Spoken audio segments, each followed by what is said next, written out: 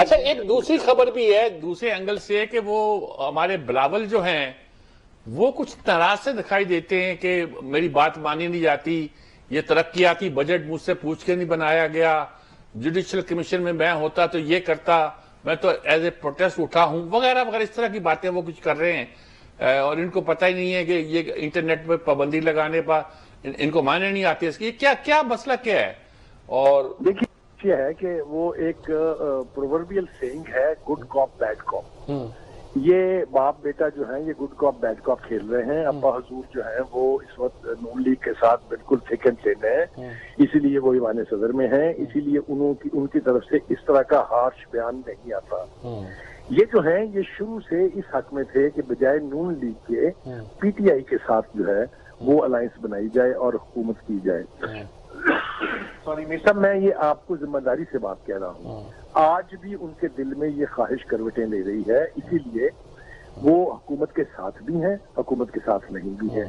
وہ ووٹ بھی حکومت کی قانون سازی میں حکومت کے فیور میں دیتے ہیں، لیکن یہ کیڑے بھی نکالتے ہیں. تو یہ گڈ کاپ بیڈ کاپ والا مسئلہ ہے. مجھے یوں لگتا ہے کہ اگر کوئی مذاکرات کے ذریعے حل نہیں نکلتا عمران خان صاحب کا، تو پھر پیپلز پارٹی یہ حل نکالے گی. میں ذمہ داری سے آج آپ کے پروگرام میں کہہ رہا ہوں، یہ پروگرام یاد رکھیے گا آپ.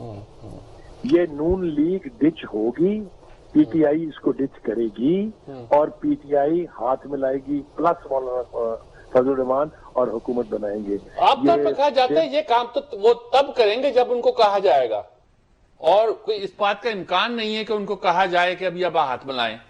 دیکھیے کہے والی بات تو بالکل آپ نے ٹھیک کہی ہے کہ اس کا کوئی امکان نہیں ہے، لیکن اگر آپ نے کھل کے کھیلنا ہے، اگر آپ نے نئی تاریخ لکھنے کی کوشش کرنی ہے اور خود کو پرائم منسٹر بنوانا ہے، تو پھر یہ سب کچھ تو کرنا پڑے گا. لیکن اگر پرائم منسٹر بنوانا ہے تو پھر باپ کو صدارت سے استعفیٰ دینا پڑے گا نا جی. دو چیزیں چپڑی اور دو تو نہیں ہو سکتی.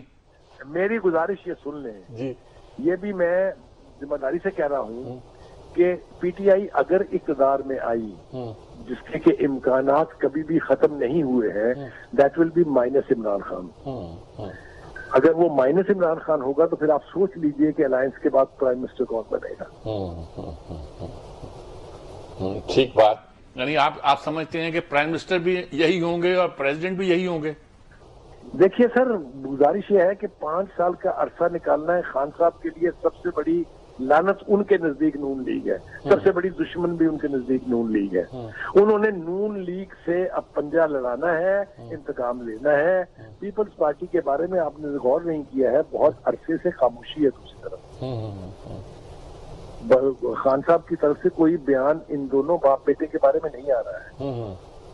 تو یہ ایسا مطلب بہت عمدہ کھیل کھیل رہے ہیں. پہلے بھی ان کے پاس بلوچستان میں کوئی سیٹ نہیں تھی، اس طرح کے بیانات کے بعد اچانک انہیں سیٹیں مل گئیں اور اچھی خاصی سیٹیں مل گئیں. نتیجے کے طور پر سینٹ میں بھی ان کی نشستیں اور قومی اسمبلی میں بھی ان کی نشستیں جو بہت کم تھی بہت زیادہ ہو گئیں. کیا یہ اس طرح کا کھیل تو نہیں کھیلا جا رہا، مانگا جا رہا ہے کہ ہمیں یہ دو وہ دو یہ دو، جیسے پہلے دیا ہے وہی کھیل اب کھیل رہے ہیں؟ یہ تھوڑا سا اگر آپ اجازت دیں تو میں آپ کو یاد دلاؤں، یہ کس نے کہا تھا چھاتی ٹھوک کے پبلک میں کہ بلوچستان کی حکومت میں نے توڑی ہے؟ آیا کچھ یاد آپ کو؟ پھر اس کے بعد ہی سارے نقشے بنے تھے نا. باپ بھی تشکیل پا گئی تھی، باپ کی وجہ سے پھر سینٹ میں چیئرمین شپ بھی ہو گئی تھی. اب میں آپ کو کیا کیا یاد دلاؤں؟ سر سب کچھ تو بتایا آپ کو.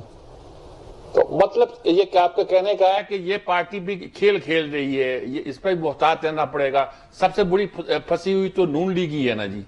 یہ میرا ماننا ہے، اس لیے کہ جس قسم کے تلخ و ترش بیانات دیے جا رہے ہیں بلاول صاحب کی طرف سے، اس کا یہی ایک منطقی نتیجہ نکلتا ہے. بہت شکریہ آپ کا جناب سلیم بخاری صاحب، بہت شکریہ آپ کا. آپ نے دونوں مسئلوں پر ہماری بہت اچھی رہنمائی کی.